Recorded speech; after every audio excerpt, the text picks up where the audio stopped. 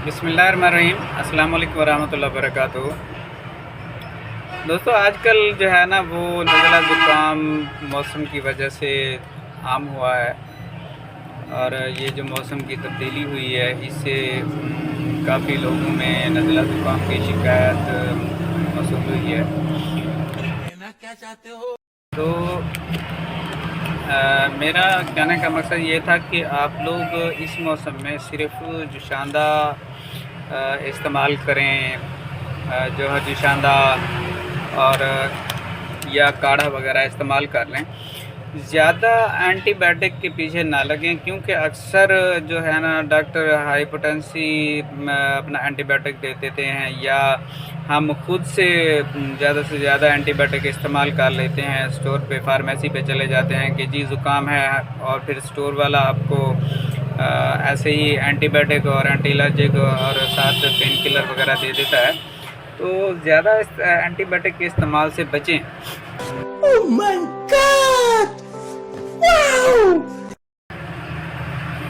National institute of health science से जारी होने वाली रिपोर्ट के मुताबिक 70% पाकिस्तानी एंटीबायोटिक अद्वियात को गैर ज़रूरी तौर पर इस्तेमाल कर रहे हैं। रहा नहीं जाता। एंटीबायोटिक के गैर ज़रूरी इस्तेमाल की वजह से जिसमें एंटीबायोटिक मुज़ाहमत पैदा हो जाती है। आमतौर पर एंटीबायोटिक के इस्तेमाल से जिसमें इन्फेक्शन की वजह से बनने वाले बैक्टीरिया ख़त्म होना शुरू हो जाते हैं।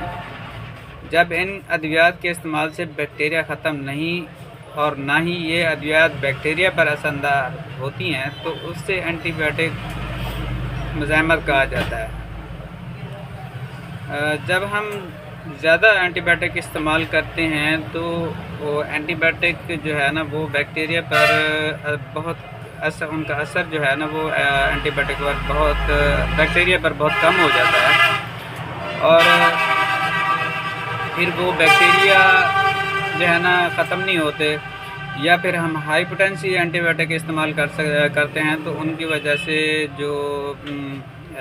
जो हमारे सेहत के लिए अच्छे बैक्टीरिया होते हैं वो भी ख़त्म हो जाते हैं, और जो दूसरे होते हैं वो भी ख़त्म हो जाते हैं। इससे भी हमारी सेहत पर फ़र्क पड़ता है। और ज़्यादा इस्तेमाल से हर वक्त इस्तेमाल करेंगे तो एंटीबायोटिक की मुज़ाहमत जो है बैक्टीरिया के ख़िलाफ़ वो ख़त्म हो जाएगी, और उन एंटीबायोटिक का असर बैक्टीरिया पर नहीं होगा, और बैक्टीरिया ताकतवर से ताकतवर होते जाएंगे। ये सब क्या देखना पड़ रहा है?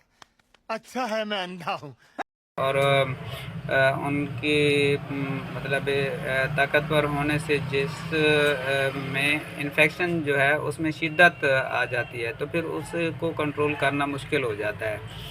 तो लिहाजा मेरी आपसे अपील है, कुछ दिन पहले गवर्नमेंट ने भी अपना स्टॉप एंटीबायोटिक के नाम से लिटरेचर जारी किया था, और स्टोरों पर भी लिखवाया था कि एंटीबायोटिक को डॉक्टर के नुस्खे के बगैर ना दें।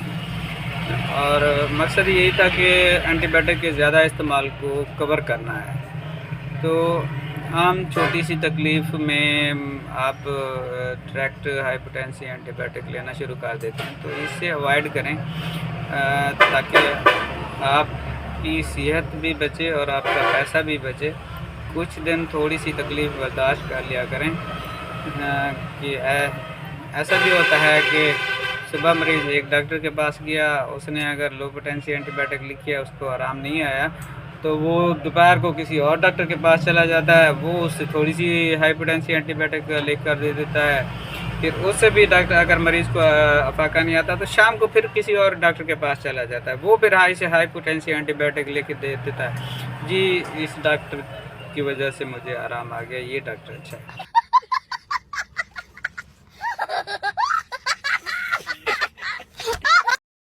लेकिन आप लोग अपनी सेहत का भी कुछ ख्याल करें, कुछ अपने बारे में भी सोचें कि ज़्यादा एंटीबायोटिक के इस्तेमाल से परहेज़ करें।